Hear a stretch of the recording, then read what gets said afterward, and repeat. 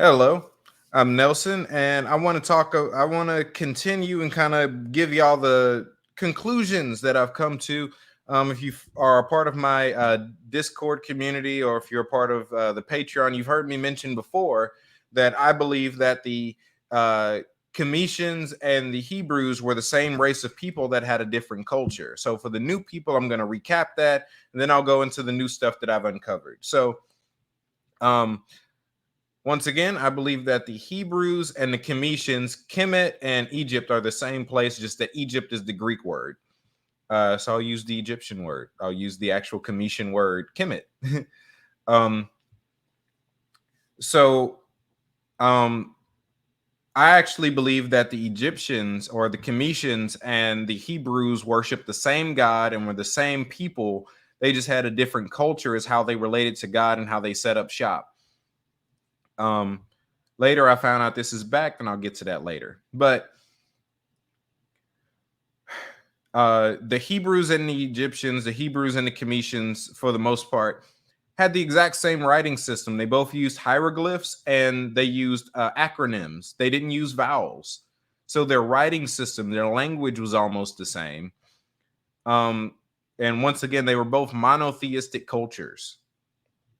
In present day, we usually think of Egyptians as being polytheistic, and that's because we learned Egypt through Greece and Rome, who were polytheistic. And it's simple to just say that they lied on the Egyptians because they weren't. The figures that we were taught were gods. Egyptian gods were actually what they called netters, and netters aren't gods. They're visible metaphors. They're characters used in place of to represent different aspects of reality, and that's a way that they pass on information, was like through story. So each character represented a different faculty because they was teaching you how the world worked. So it's much easier to remember a story than it is to remember step-by-step instructions. So they use stories and characters in place of step-by-step instructions. The Greeks and the Romans showed up, saw all the pictures, and was like, "Oh, they got many gods like us," and that wasn't the case. So I actually believe so. The word Kemet means black, but it refers to the land, the black land. They were known as the people with the good dirt, which even denoted prosperity and wealth and mystery, stability, and all types of things. But they were known as the people on the black land. They set up civilization along the Nile where the water was, with the rich soil. So they were known for that aspect at the very least. Hebrew, the word Hebrew means they that cross over. It denotes a nomadic lifestyle, right? So that's why the Hebrews didn't have a civilization for a very long time. The Israelites got a civilization, but the Hebrews, for the most part, overall, didn't get a civilization for a very long time, because Hebrew kind of means that you're supposed to always be moving somewhere. And that kind of denoted the philosophy that each group carried concerning God. The Egyptians were more so focused on the omnipresence of God and God in them. They said, well, God's in me, God's all around me. We're going to stay right here. Should the manifested presence of God come around, we'll be waiting on him. But until then, God's always everywhere. God's a part of me. Me and God are one. I and the Father are one. Those are Egyptian ideas. The Hebrews said, we're going to set up tents and we're going to follow the manifested presence of God wherever it goes. So one group was seeking God or chasing God. The other was realizing God within them and around them. Neither's right, neither's wrong. They're both right. They're two different practices regarding the same God. And truthfully, within sonship, there are both practices that we undergo in the natural flow of the Spirit. There are times when we're in the civilization. There's times when we're in the wilderness. There's times when we're in the community. There's times when we're in isolation. Those are both divinely appointed times, orchestrated by the Spirit for the individual in our growth and development. We need both. So with that picture, it no longer shows the Egyptians and the Hebrews as these rivaling people. It then shows up in a picture of a family feud. It was the same family having a disagreement in Exodus. So that's the premise. Now I'll get into the new stuff that I found, because I found out I was right. One of the mistakes that a lot of people make when they try to draw the connections between everyone's ancestors and say that we're the same people is that they start too late. Usually people try to make that connection through the 12 tribes of Israel and say that each group that we have is a descendant of one of those 12 tribes, so on and so forth. And that's not true. It's too late. But if you go farther and farther back, our separation actually begins with Noah and his sons. So Noah is all our ancient ancestor. And the three main ancestors that we have are his three sons, Shem, Ham, and Japheth. So I'm gonna go through the genealogy and then I'll tie it together with the revelation that I got. So Shem, Ham, and Japheth, those were Noah's three sons that were on the ark with him. So under Shem, he had a few sons, Elam, Asher, Arphaxad, Lud, and Aram. Under Elam, we had the people of Akkad, the people of Iran, and the people of Nineveh. Asher is where we get the Assyrians from. Arphaxad is where we got the Chaldeans from. Chaldea and Babylon are the same place, same people. Lud is where we got Lydia and the Amalekites. And then Aram is where we got the Arameans and the Syrian, the people of Syria. Under Arphaxad, we got Eber, who is believed to be the father of the Hebrews. And from him came two lineages, Abraham and Haran. I'll start with Haran. Haran, Abraham's brother, is the father of Lot, who then became the father of the Moabites and the Ammonites through incest. Weird. Abraham's lineage, Abraham had three sons. He had Isaac, Ishmael, and Midian. Midian is the father of the Midianites. Ishmael is the father of the Arabs, or the people of Islam. And Isaac is the father of Esau and Jacob, later known as Israel. Esau became the father of the Edomites, and Jacob became the father of the Israelites. So those are the generations under the lineage of Shem. I'm going to tie this together and make it a lot clearer later. So Ham, he had four sons. He had Cush, Mizraim, Put, and Canaan. So Cush was the people of Cush, later known as Nubia, and even later as Ethiopia. Ethiopia is a Greek word, is a Greek name.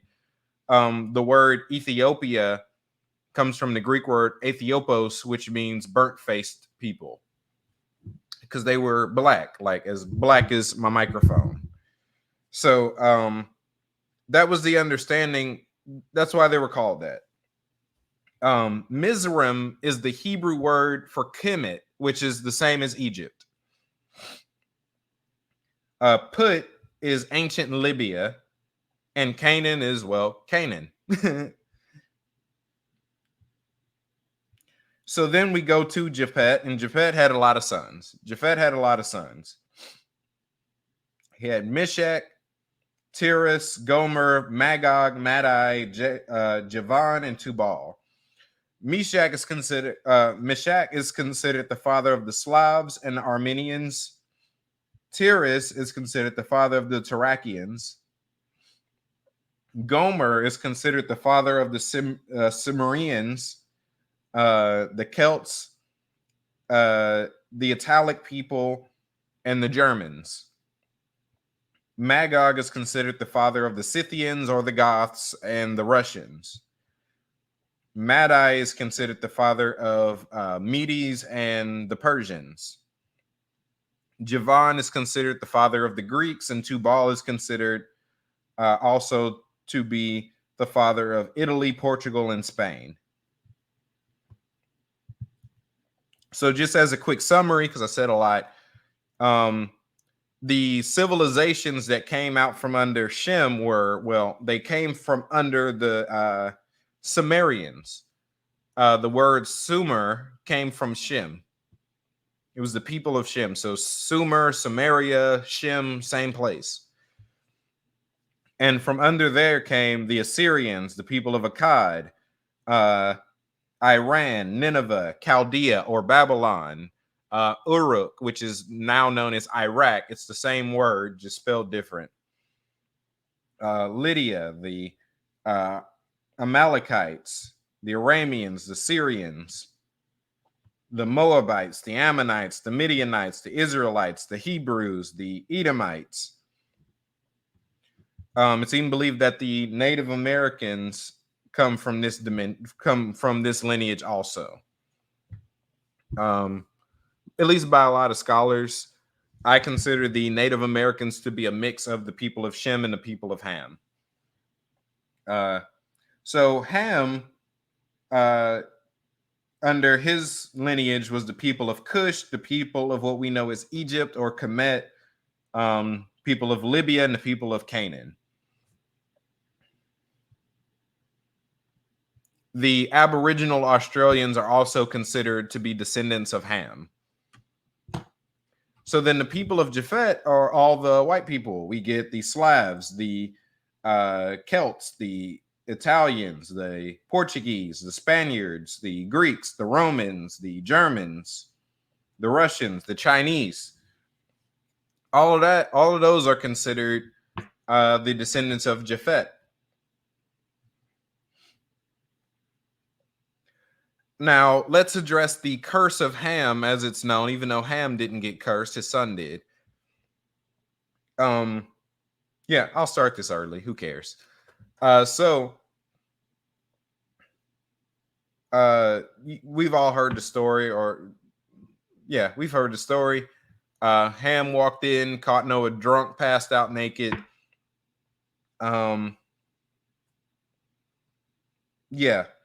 And he went and told Shem and Japheth. Shem and Japheth came in and covered him. Noah woke up, realized what Ham had done, and then cursed Canaan, his son. And the curse was that Canaan would always be subject to Shem and Japheth. That the lineage of Ham would always be subject to the lineages of Shem and Japheth. Simply put, this is a verse that white people used in the past to say that slavery was God's idea.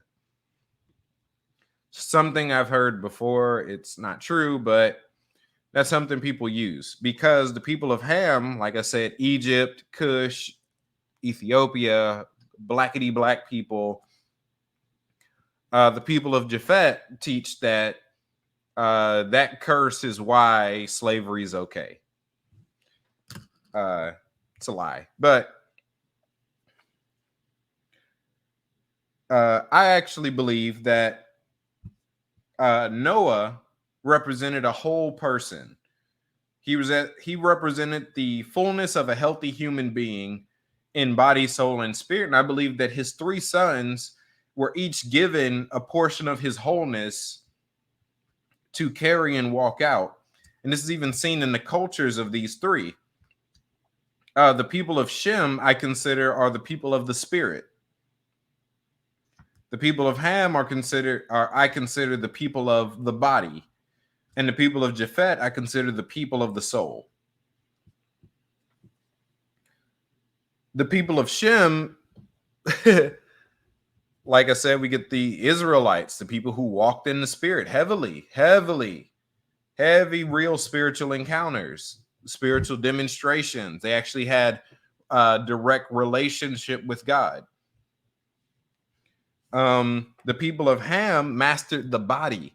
One of the things that I respect from the ancient Kemet, the ancient Kemetians, or the people of Kemet, is how much they've understood the human body to the point of mastery.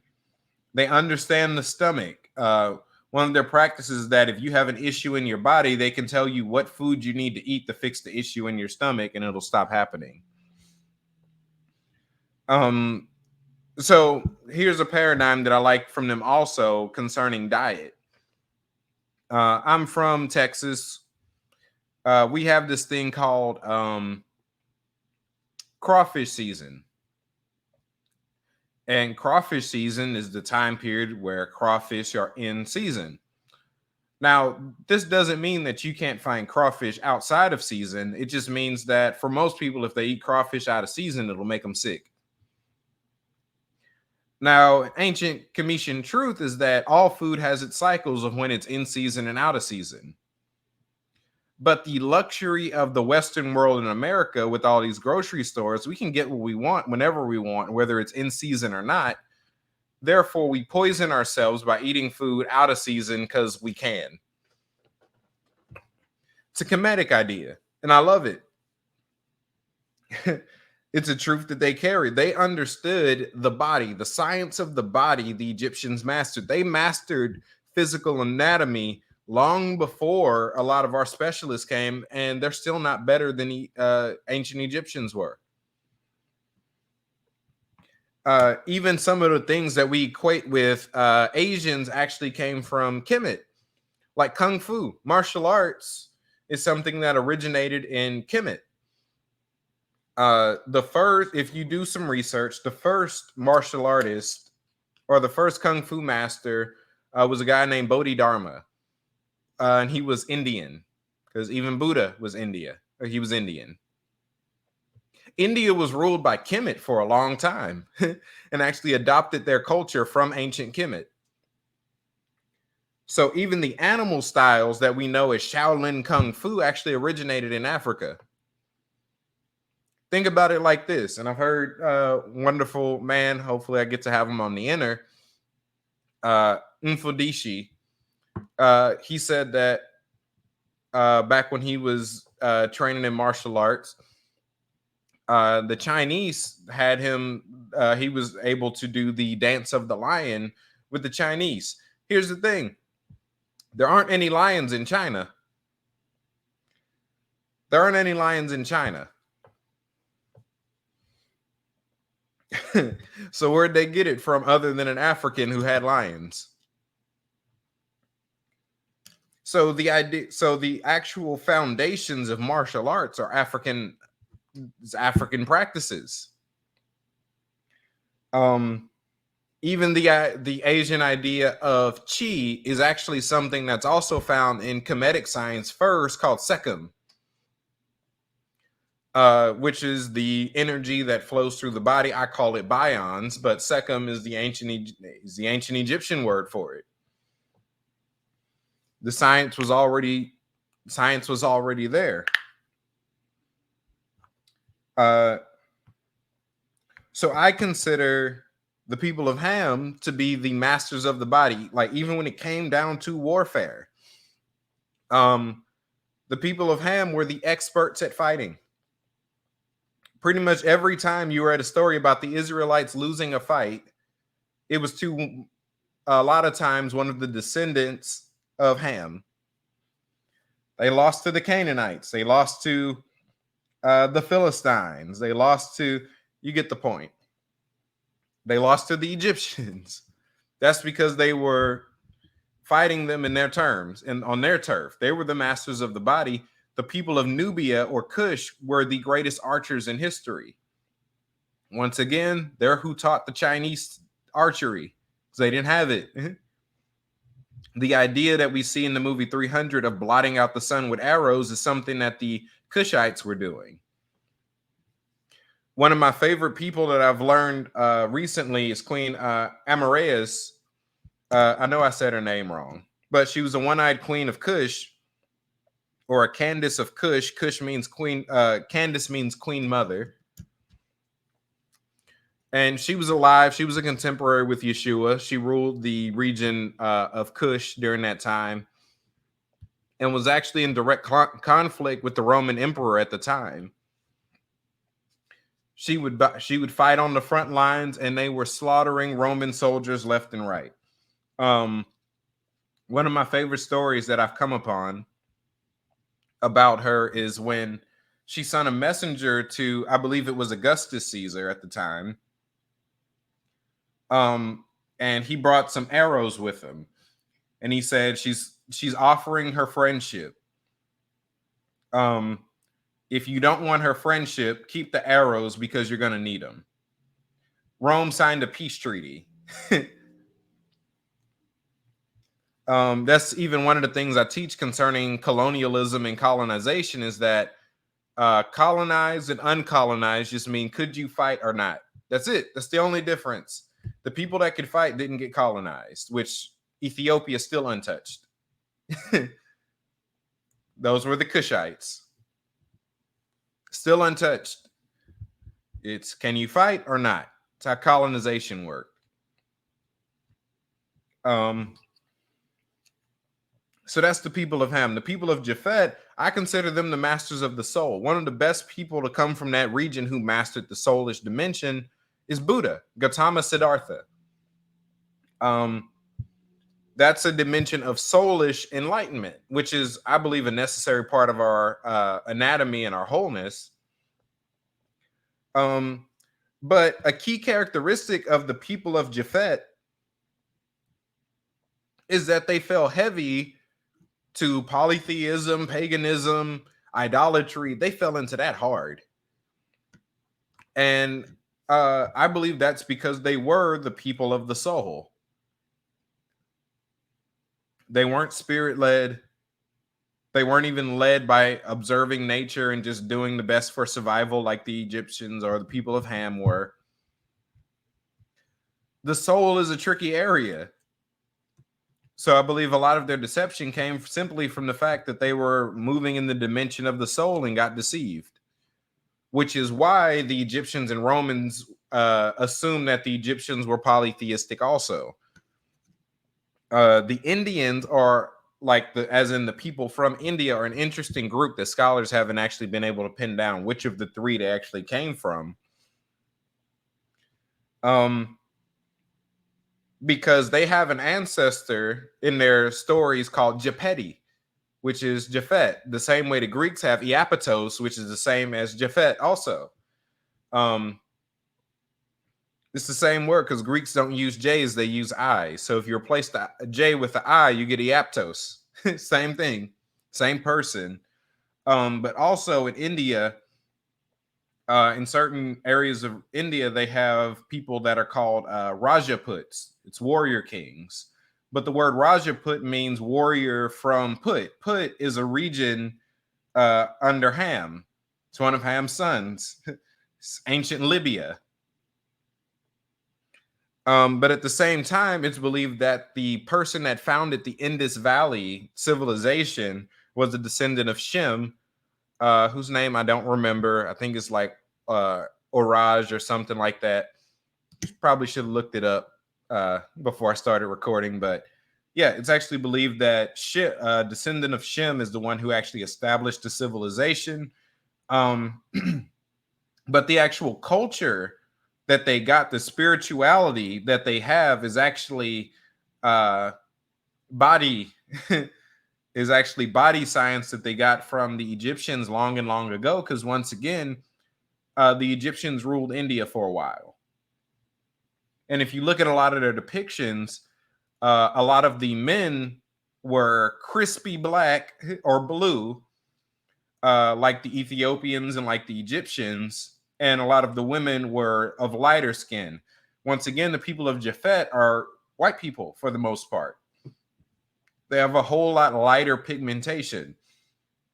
The people of Ham and Shem were a lot darker and still keep their complexion. They're still dark. Yeah. The descendants of Shem and Ham, the original Hebrews, are still black. Ethiopians are still black. Egyptians still black. Because all of that's Africa. So that's actually the conclusion I came to, is that they each mastered a different area of our anatomy. And actually the puzzle pieces to those different dimensions lie within that region where those descendants resided. So I believe like the actual truths concerning the health of the soul can be found where the descendants of Japheth happen to be. Yeah. And I can tell you from doing my own studies and looking through puzzle pieces, that's one of the hardest areas to sift through. I end up spitting out more bones than I do chewing meat, even though I have found some gems over there, which I've talked about on Patreon. Join Patreon if you're not a part of it already. But that region understood the soul. The people of Ham understood the body. They were the athletes. They were the apex warriors. They were the masters of using the energy of the body. The people of Shem were the people of the spirit. That's even seen within all three of their descendants' understanding of God. The people of Shem saw God as a separate person for the most part that they built a relationship with. That's why they're considered the people of God, the people of the spirit. The people of Ham said, God's in me, I and the Father are one, we'll do this together. They didn't really draw too much of a difference between themselves and God. It was embodied. The people of Japheth more so teach God as a philosophy or more of a metaphor because it's soulish. They teach it as a philosophy, not as a person to be known or something to be embodied or walked in. They teach it as a consciousness at most. That's why the people from that region tend to not believe that Yeshua was a real person, but rather that he's a consciousness. The people who are descendants from Ham, for the most part, are like, oh, he's something that's embodied with all human beings. The people of Shem are like, oh no, he's a separate person altogether that you just got to get to know and get close to. Actually, they're all right. They're just releasing a different dimension of the same entity. And I believe one of the things that God's doing is reunifying those three revelations so that we can begin to walk in those three dimensions to the fullest. God wants us to walk in the fullness of spirit, the fullness of body, the fullness of our soul, to be healthy and powerful in all three dimensions. And those truths are being uncovered. That's one of the things that I'm doing with the inner is giving people a chance to share their puzzle pieces who may be from some of these different places. And then we filter to eat the meat, spit out the bones. But yeah, take from this what you can. I know I said a lot, sift through it, hear God on it. Yeah, so that's it for this session. Leave comments, leave questions. That's it.